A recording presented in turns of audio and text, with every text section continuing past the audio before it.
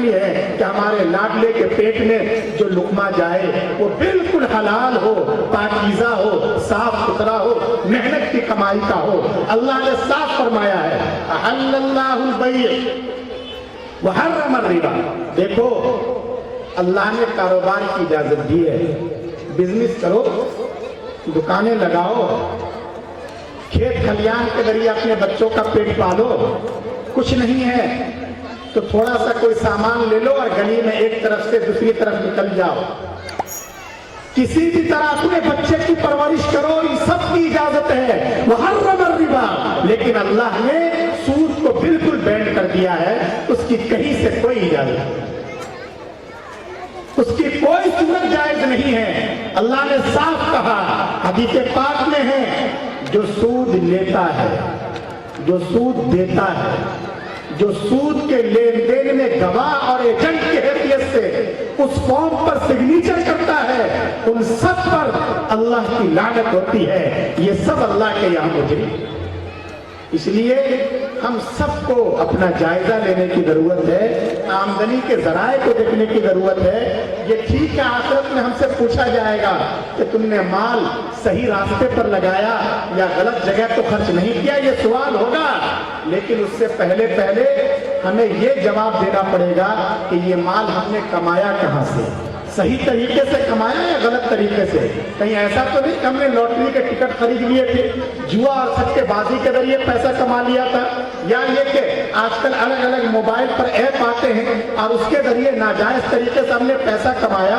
نہیں میرے دوستو، ہم آزاد نہیں ہیں، دوسری کمیونٹی اور دوسرے سمودائے کے ماننے والوں کی طرح نہیں ہیں، ہم قرآن اور حدیث کے غلام ہیں، ہمیں اسی طریقے کو فالو کرنا ہے جس طریقے کی اجازت دی گئی ہے، اور ہم پریشان نہ ہو۔ بہت سے لوگ سوچتے ہیں کہ اتنی بڑی رقم ہمیں مل رہی ہے، ہم کیسے چھوڑ دیں، ایسا کیسے ہوگا، گھر میں شادی، اب شادی اس کے بغیر کیسے ہوگی؟ لیکن اللہ نے فرمایا وَمَن يَتَّقِ اللَّهَ يَجْعَل لَّهُ مَخْرَجًا، کہ دیکھو جو اللہ کے خوف کی وجہ سے، اللہ کے ڈر اور اللہ کی عظمت کی وجہ سے حرام مال سے بچنا چاہے گا، اللہ اس کے لیے راستہ نکالیں گے۔ وَيَرْزُقْهُ مِنْ حَيْثُ لَا يَحْتَسِبُ، اور اللہ تعالیٰ ایسی جگہ سے اسے دیں گے جہاں اس کا دماغ بھی نہیں گیا ہوگا۔ اس لیے لوگوں اللہ کے وعدوں پر یقین کرو۔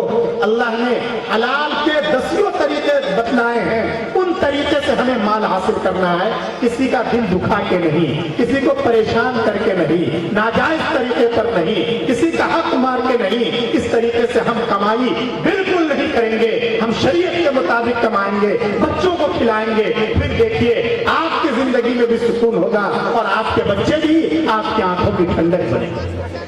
تو بچوں کو اگر نیک بنانا ہے تو ایک کام یہ کرنا ہے کہ اپنے بچوں کے غذا اور بچوں کے کھانے کے بارے میں فکر کرنا ہے۔ دوسرا کام، اگر ہم اپنے بچوں کو نیک بنانا چاہتے ہیں تو دوسرا کام ہمیں یہ کرنا ہے کہ ہم اس بات کی سب سے پہلے فکر کریں کہ ہم خود بھی نیک بنیں۔ اور کیا کرنا ہوگا؟ خود بھی نیک بننا ہوگا۔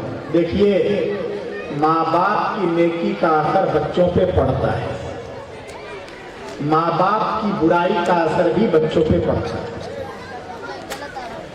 اس لیے ہمیں اس کا خیال رکھنا چاہیے۔ ایک آدمی ہے وہ یہ سمجھتا ہے کہ ٹھیک ہے میں برائی کرتا ہوں لیکن اپنے بچوں کے سامنے نہیں کرتا، میں رات میں موبائل پر فلمیں دیکھتا ہوں، بلو فلمیں دیکھتا ہوں، ننگی فلمیں دیکھتا ہوں، سب کرتا ہوں، لیکن اس وقت کرتا ہوں جب میرے بچے سو جاتے ہیں۔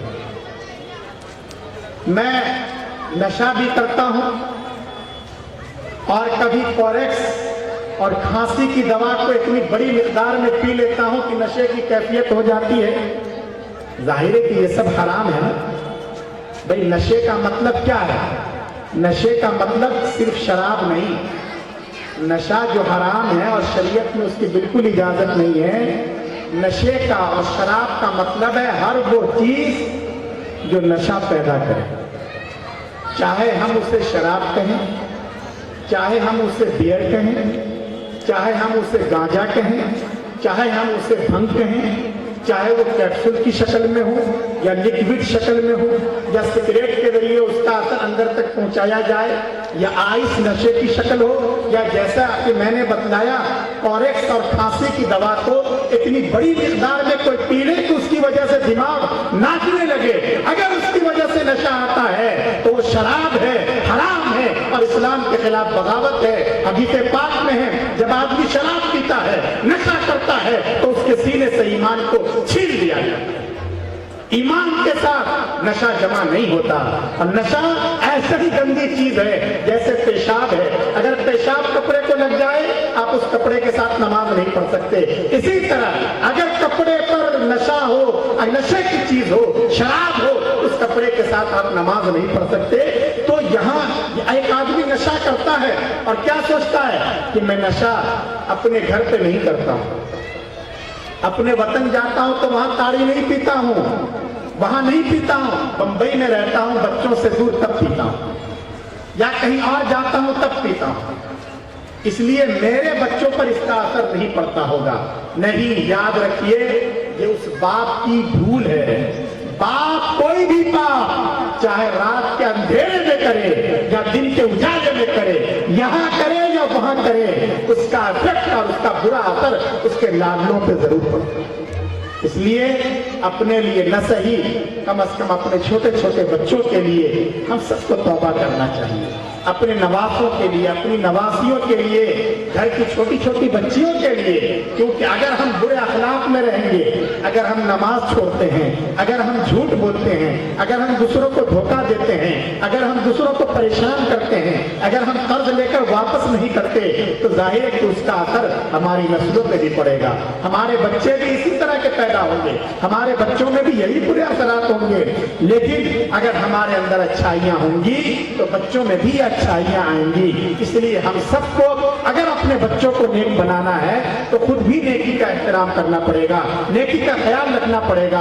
माओं को खासकर इसका बहुत ध्यान देना पड़ेगा।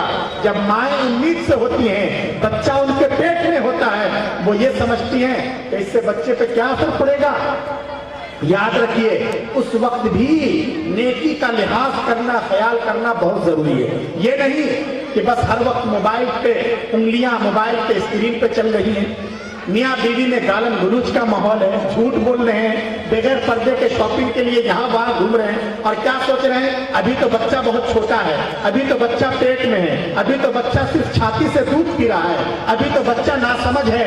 नहीं, उस माँ को समझना चाहिए अगर वो माँ इन हालात में अगर वो बुराइयां करती है, गालन गुलूच करती है, मोबाइल पर अपना वक्त बर्बाद करती है, अपने शौहर का एहतराम नहीं करती, नमाज नहीं पढ़ती, पर्दे का एहतराम नहीं करती है और हलाल और हराम का ख्याल नहीं रखती, तो याद रखिए आइंदा उसकी कोख से जो बच्चा जन्म लेगा, उसकी गोद में जो बच्चा पलेगा और बढ़ेगा, वो आमतौर से शैतान तो होता है, अच्छा इंसान नहीं होता। इसलिए कि माँ की तरबियत का बहुत ज्यादा असर पड़ता है। लेकिन अगर माँ अपने बच्चे का ख्याल रखती है, माँ उम्मीद से है, वो इस बात का एहतमाम करती है कि मेरा वक्त ज्यादा तस्बीहात में हो, अल्लाह अल्लाह करने में हो, वो नमाजों का एहतमाम करती है, वो बुराइयों के करीब नहीं फटकती, बावजूद रहने का एहतमाम करती है, हर एक का हक अदा करती है, तो उसकी कोख से जो बच्चा जन्म लेता है, उसकी गोद में जो बच्चे पलते और बढ़ते हैं, वो शेख अब्दुल कादिर जिलानी होते हैं, वो हजरत नानतवी होते हैं, ख्वाजा मोइनुद्दीन चिश्ती अजमेरी होते हैं, मौलाना इलियास कांदलवी होते हैं, हजरत मदनी होते हैं। इसलिए कि उसकी माँ नेक होती है तो नेकी का असर उसके बच्चों पे जरूर पड़ता है। कि जितने बड़े बड़े अल्लाह वाले हैं, जितने बड़े बड़े औलिया अल्लाह हैं, आप सबके हालात को पढ़ लीजिए। सिर्फ वो मदरसे में जाकर नेक नहीं बने, या ये कि उन्होंने थोड़ा वक्त फारिग कर दिया उससे नेक नहीं बने हैं। उनकी माओ ने पहले दिन से ये ठान लिया था कि हमें अपने बच्चों को बुराई से बचाना है, हमें अपने हलक में हराम लकमा नहीं जाने देना है। अल्लाह ने उन माओं की लाज रखी और उन बच्चों ने पूरी दुनिया में और पूरी जिंदगी में इनकलाब बर्पा किया। तो इसलिए अगर हम अपने बच्चों को नेक बनाना चाहते हैं तो हमें खुद भी नेक बनना पड़ेगा, ताकि हमारे बच्चों में नेकी के असरात मुंतकिल हों। वैसे भी इस वक्त खासकर मुसलमानों पर जिस तरह के हालात और मसाइल हैं, जैसा कि हजरत मौलाना हलीमुल्लाह साहब ने फरमाया, हमें अपने किरदार को, हमें अपने अखलाक को दुरुस्त करने की जरूरत है। याद रखिए, नफरत की जितनी दीवारें भी खड़ी की जा रही हैं, लेकिन अगर हम मोहब्बत से पेश आए, अगर हम अच्छे अखलाक से पेश आए, अगर हम उनका ख्याल रखें, तो याद रखिए ये नफरत की दीवारें खत्म हो सकती हैं। ये सिर्फ इलेक्शन के माहौल से खत्म नहीं होंगी, इसमें खुद हमें अपने किरदार को अपनाना पड़ेगा।